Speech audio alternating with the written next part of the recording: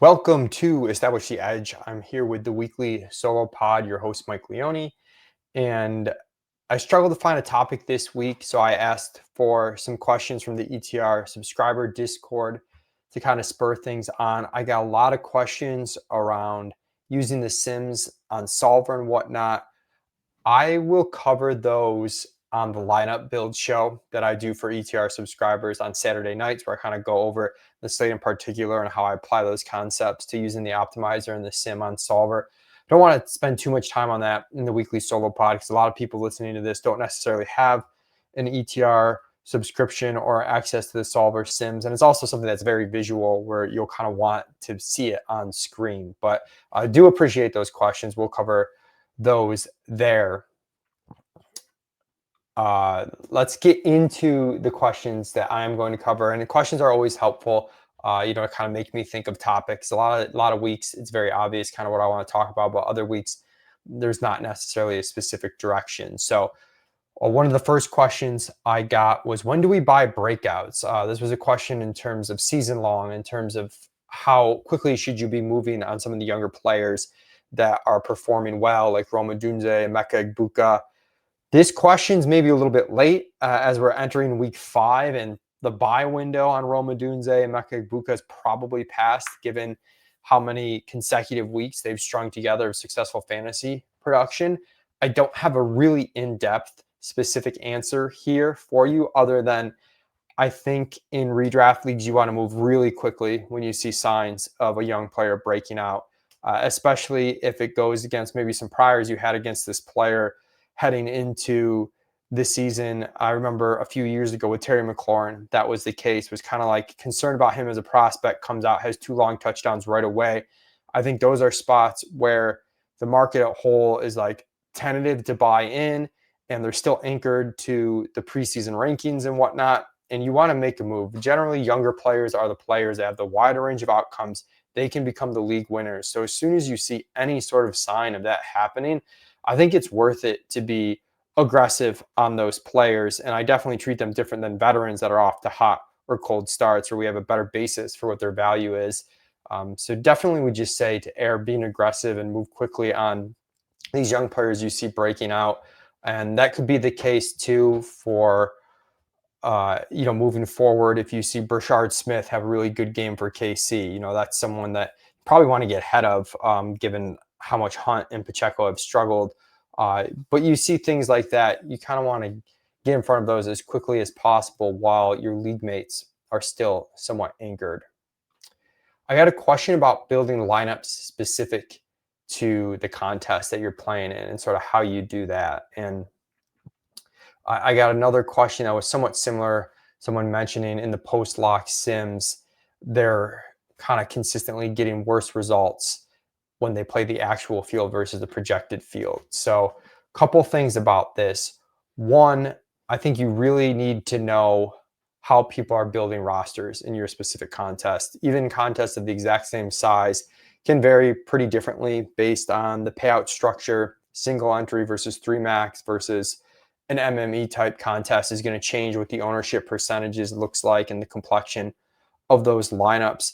So if you can get a really good feel for where our ownership projections from ETR are going to be wrong for that specific contest, then you're ahead. And that should help prevent you from simming worse post-lock instead of pre-lock. And I will say there's a natural bias where you might tend to sim a little bit worse in the post-lock sims when you know the actual field, because those field lineups are probably a little bit better than what we're guessing at in our pre-lock sim process. I think we do a pretty good job, but it's hard to be perfect and like perfectly capture what people are going to do. So those lineups are probably a little bit better. So you might sim a little bit worse. If you're simming a lot worse though, then what's happening is that you must be reading the ownership tea leaves completely wrong.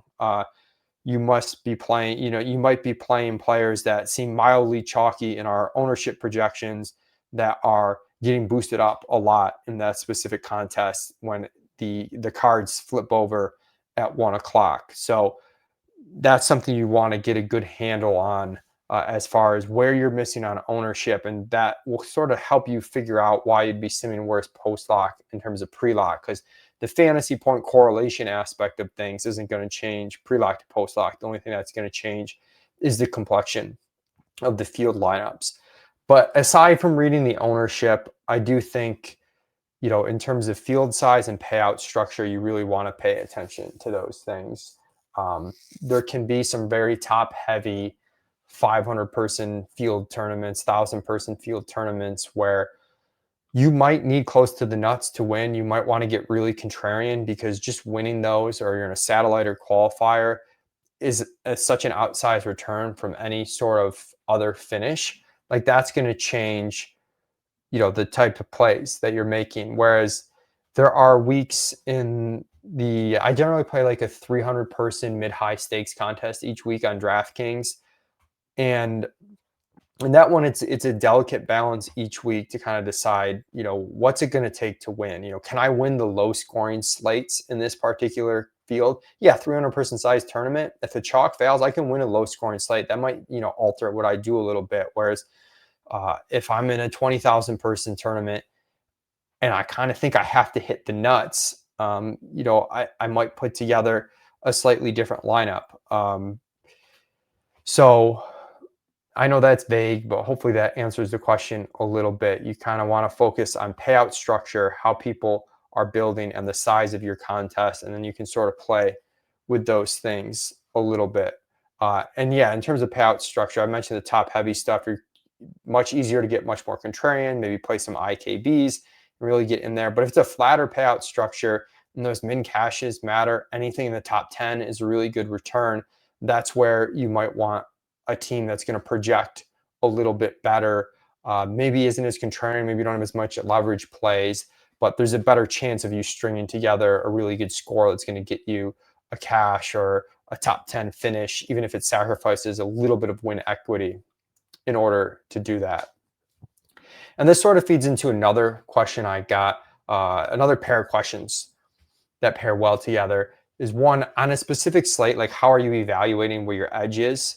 And I talked about this on a previous version of the solo pod about really digging into your edge when making, hand building lineups. But whether you're hand building, whatever you're doing on a slate, how do you find that edge was the question. And a follow up to that from another subscriber was, what do you do with lineups that are 20 points off the projected optimal? And essentially what that person's asking is like, how far off the optimal lineup for that week are you willing to play in your GPP tournament? And the first part of that question, how to find an edge on the slate, I like to look at the projections, kind of zoom out and find the spots where the chalk is most fragile. And the way I identify that is by looking, there's two ways to identify that. One, there's just kind of a feel thing where you think, maybe there's a really cheap, chalky running back on a team that's a small underdog and you think really could get game scripted out. You think those inputs are fragile, where like, yeah, they project really well, but you could see like, maybe we're guessing on playing time. Maybe it's a J.K. Dobbins, R.J. Harvey situation where like, this could be the week, R.J. Harvey cuts in to J.K. Dobbins quite a bit. So that's one way to identify fragile chalk is like, what are the inputs the market is assuming, and could those be off? The other way is not necessarily identifying fragile chalk, that I might be misspeaking there, but it's more seeing like how much better is that chalk than the next play. And what you'll see there is there are going to be weeks where the 10th best running back play in our projected value on ETR is like 5 to 6 points of value worse than the top 3 running back value plays. That's a week that is going to be harder to dig deep into your player, your plays. You're probably going to have to mix in some of those top 3 chalk running backs because they project so much better than everyone else. This is reminiscent of the Kenneth Walker, Jordan Mason week where yes, there's opportunities to fading these guys at really high ownership, but if you're identifying where your edge is on the slate, it's probably more to do with the combinations of the chalk together and how to use them than it is, clearly you want to fade this really hyper concentrated chalk in one specific spot. Whereas another slate, and I think of the week 3 slate where I played some naked Mariota teams, and part of my strategy was play naked Mariota teams and then get on these one-off wide receivers that had really high ceiling that projected just a little bit worse in terms of value than the top projected wide receiver value plays. Um, that was a slate where I think I got, gonna pull it up in front of me, but I played Mariota with Mike Evans at 9%, Drake London at 7%, and DK Metcalf at 7% in a 300-person tournament. So I was really able to deviate from the wide receiver chalk on a 3 wide receivers that from base and ceiling projection, I wasn't sacrificing all that much. So for me, the edge on the slate was like, hey, I can really find where I get leverage on these particular wide receivers on this particular slate where the correlation is going to matter a little bit less anyways. I'm not having to sacrifice a ton of projection, and I really get a big gain in terms of the ownership reduction, taking these players over the chalk. There might be other slates, where that doesn't happen. So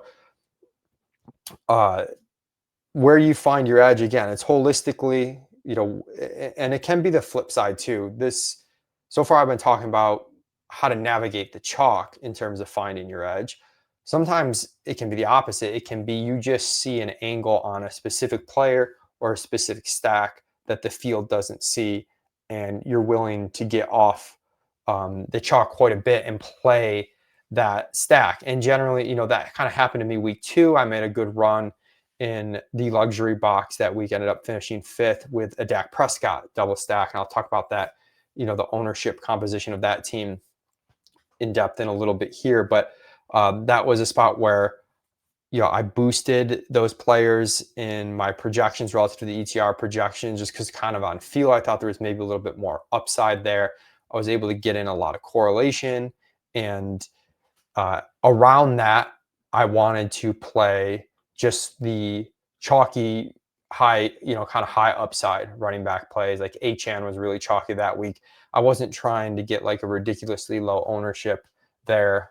That was one I did misread the ownership on Kyron Williams versus Jonathan Taylor, which was kind of a bummer that particular week. But for the most part, I was playing, kind of just the best projected running backs. I played a really chalky Harold Fannin, which was arguably like bad chalk. But at that point, my edge, in my opinion, was this really low owned game stack of the Giants Dallas. And I didn't need further leverage, kind of too much further leverage outside of that. I just wanted that stack to hit and then be boosted by the projected values. And generally that's how I'm doing things, where it's like, if I'm taking a very big stance against a fragile piece of chalk, I'm probably not going to have the most contrarian stack around that lineup build, because my edge is in fading that chalk piece. It's not in some crazy low owned stack, and vice versa. If I really love the running back chalk and I want to play it, I might play a more contrarian game stack via my pass catchers and quarterback, because I know I can't differentiate at running back and I just want to smack in that projected value. Looking at my notes here, but yeah, how contrarian I get is generally, and going back to the second part of the question about what to do with lineups that are like 20 points off the projected optimal, or how far off the optimal you can be. And what I find is like how contrarian I get is a direct result of how close I can get to the optimal while lowering ownership. There are going to be weeks where I can play 8 points off the optimal and drastically reduce my ownership. There's going to be other times where if I want to play anything within 10 points of the optimal, I'm still going to have to play lineups that project for 150+%, total summed ownership on the week. And I'm going to navigate those a little bit differently. So in week 3, like I mentioned with that naked Mariota team, I thought wide receiver was flat and disproportionately too much ownership at the best of the values, but the best of the values didn't project that much better than the 10th best values. And I could get pretty low there on ownership without sacrificing a ton of points. Whereas last week, week 4, we had Puka, CMC, Hampton, Cook, etc. these plays that started to inch above everybody else, and it made it much more difficult to stay within close to the optimal and get off of these players. So I'm much more likely to try and mix and match the chalk there, because I know I can't fade all these players and still have a team that projects even somewhat competitively. Whereas that week, tight end was where it was flat. There wasn't a clear outlier value. There were a lot of values smushed together, and I identified that as a spot that I wanted to go contrarian, because I could frankly get contrarian at tight end without sacrificing many points off of the optimal. Some other notes there: correlation always plays a factor. It's easier, in my opinion, to get further off the optimal if all your low owned plays are tied together in a game stack, because while you might get further from the optimal doing that, you still only need one thing right to all of a sudden then have a team that maybe projects just as strongly as the optimal lineup, except now you're at way less ownership. Whereas if you've got like 4 or 5 uncorrelated plays at really low ownership and you've given up a ton of projection, then that's a more difficult ask to just say, hey, I got to get this guy right, this guy right, this guy right, and I need the chalk to kind of fail. That's a little bit more difficult. I don't want to sacrifice 20 points off the optimal lineup if I need to get 4 uncorrelated plays correctly to make up for that projection gap. If I only need one game to go off and I'm 20 points off the optimal, but that one game goes off and it ties together all the low pieces, then I'm okay with that. And that's sort of what I did with the DAX stack in week 2 that I almost hit on. Again, finished 5th out of 300 in the luxury box. And what I did is for the 300 person size tournament, I looked at what the kind of cashy team was for each of those weeks, what that projected for ownership wise and point wise, and then what I actually played with the differences, in case maybe that's like helpful to sort of see any sort of trends. But that week 2, the chalk lineup projected for about 146 points, 252 of ceiling, and 179% if you just summed all the ownerships. The DAX stack I played was projected for 134 points, 237 of ceiling at 115% ownership. So it was about 65 points of ownership off of the cash team. A lot of that was, again, tied into, I played a chalk Achan, I played a chalk Fannin, and I played a somewhat chalky Kyron Williams as well. All those guys around my low owned stack made up the vast majority of that summed ownership. In fact, if you summed my ownership, I think Kyron, Achan, Fannin, and the Rams defense that was chalky made up the vast majority of what that ownership. So I gave up 12 points off the optimal there, 15 points off the ceiling. Week 1, the cash team projected for 143 points, 251 of ceiling, and 184% ownership. I played a team that projected for 140 points, 247 of ceiling. So I really didn't sacrifice that much, but it was a pretty chalky team, 149% in terms of total ownership. So that was a week where I was able to stay very close to the optimal score, the cash lineup projected score. And I gave up 35 points of ownership, not nearly as much as the 50 or the 65 points of ownership I gave up in week 2. Week 3, that was the Mariota team that I mentioned. The chalk team was projecting for 153 points, 263 of ceiling, and 226% total ownership. This is the Jordan Mason week, the Kenneth Walker week. So this was the week where you had some really condensed chalk. And what I did is I played the Mariota chalk, I played the Jordan Mason chalk, and I played the Kenneth Walker chalk. So I played those guys, but then I told you I got those one-off contrarian wide receivers. I also didn't want to play CMC as the chalk running back alongside both those other chalk running backs. So I played a 7% Josh Jacobs. So I had 4 skill players at sub 10% in that mid tier that I all thought were pretty high ceiling, as well as the ability to swap off Kenneth Walker that week in flex. But that team then projected for 149 points, 259 of ceiling, and 169% ownership. So pretty high ownership for me. But again, I had the swap out, and the ownership of the cash team was 226%. So I actually shaved off, about 60 points of ownership again, and I was able to make a swap out. In week 4, the cashy team projected for 146 points, 252 ceiling, 214% ownership. This is this past week.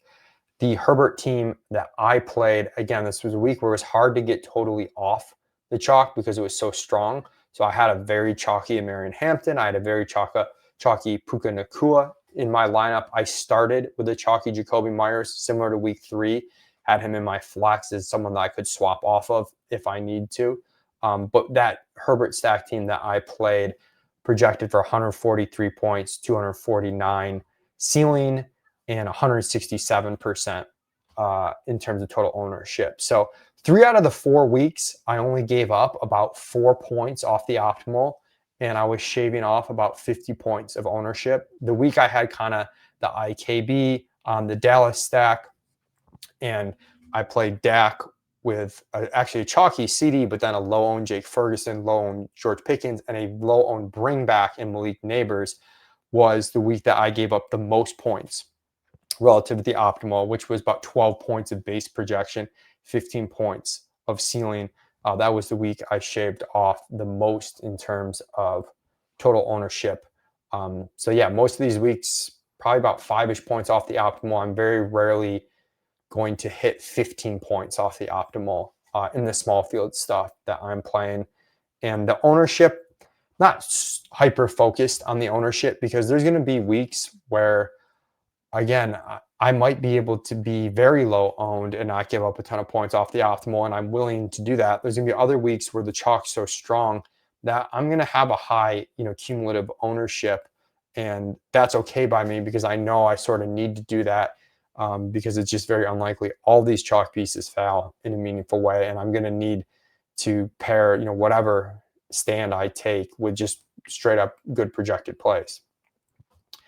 And then a final question along with this that I got was, do you change your GPP contest selection each week based on the slate or just run the same tourneys every week? Can you touch on your process if it varies? Yeah, I hit on this a little bit too in a previous pod, but just as a refresher, I think in an ideal world, you wouldn't sign up for tournaments until Saturday night. You've digested the slate, you know where your edge is at and how that's going to, play out. And, if you really love some very contrarian stuff, it might be a week where it's better to play maybe some satellites and some qualifiers and some top heavy stuff. Maybe spread out your bets. If you've got just one stack that you absolutely love that you think gets squeezed in a small field tournament, play that in a small field tournament. Maybe you bump up your stakes, but you play less total teams that week. So I do think if you knew exactly what your edge was, you'd pick and choose the contest exactly you wanted to play. Now, in practice, I think it's a lot tougher to do. Mentally, it's just another set of decisions you have to make each week, and decision fatigue is a real thing. And also, sometimes things just change a ton from Saturday night to Sunday morning. Ownership shifts in a way that you didn't expect.